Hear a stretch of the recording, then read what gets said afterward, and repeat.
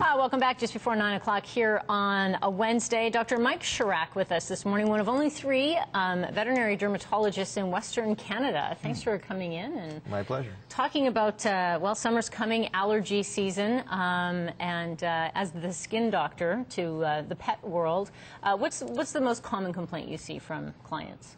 Itching and scratching dogs, licking their paws. That's probably the biggest one. So. Right. Now, are dogs natural cleaners? Are they? Because some people, do they confuse the symptoms, and is it sometimes hard to figure out? Absolutely. The dogs often are licking their paws, and people think it's due to grooming behavior, cleaning, or they're nervous, and most of the time these are allergies. Now, is it one specific allergy that causes the most problems, or what is it that you generally find? We see about a 50-50 split between food allergies and environmental. House dust, grass pollen, tree pollen, weed pollen allergies, especially this time of year.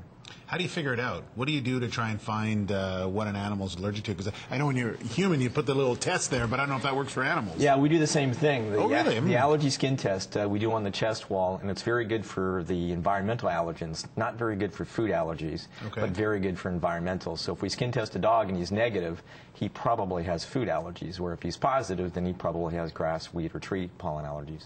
What do you do if you think your dog has a food allergy? We usually do home-cooked food trials. We find that cooking up pork and yams or pork and potatoes or turkey, we try and feed something novel or new that the dog's never eaten before.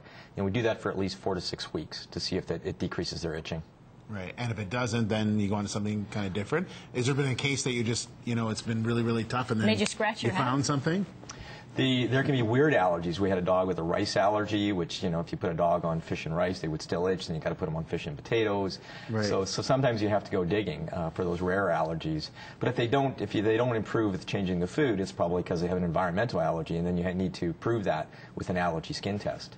So what is it that people should look for with their pets that would alert them that there's a problem with an allergy, other than, just maybe licking and scratching?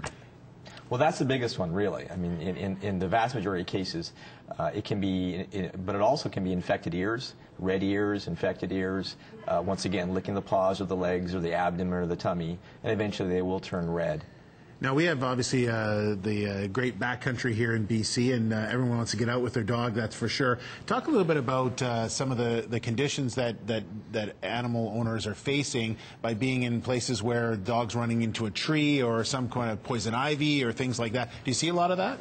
Not too much. Poison ivy, we've seen 1 or 2 cases, but it's pretty rare. Contact allergies are extremely rare. It's more the pollens that get on their skin that we have a problem with. What about water? Does that cause a problem? Not really. A lot of people think they can get swimmer's ear. Yeah. They get water in their ears and they can get swimmer's ear, and that may be contributory, but it's not. It's usually due to allergies. Really? What about bumps or rashes on their skin? Those are usually due to staph infections, and the number one skin condition that we really see is actually caused by Staphylococcus, a common bacteria found in dog skin, and usually a lot of them are due to these allergies. So they start off with an allergy, and then they start licking, and then the staph infection establishes itself, and of course the dog's skin gets worse after that. So. How different compared to breeds or species are there? I mean, compared to dogs and cats to, a salamander or whatever. I don't know what kids have these days, salamander, whatever. But is it a big difference between the allergens that those different breeds would get, or different types of animals or species? Well, different species. Different breeds. Yeah. The Westies, the Terriers, the Labradors, the Golden Retrievers, Dalmatians. Those are the most common breeds that are associated with allergies. Okay. So there's a very strong correlation in breeds. But virtually any breed can get an allergy. But the Terriers and the Dalmatians and the Labradors and the Golden Retrievers we see a ton of. So. Interesting. All right. Well, if you have any questions for Dr. Charach, bcskinvet.com is the website. You are a dermatology clinic dealing only with skin. There's lots of people coming in with the itchy scratchies. I can only imagine.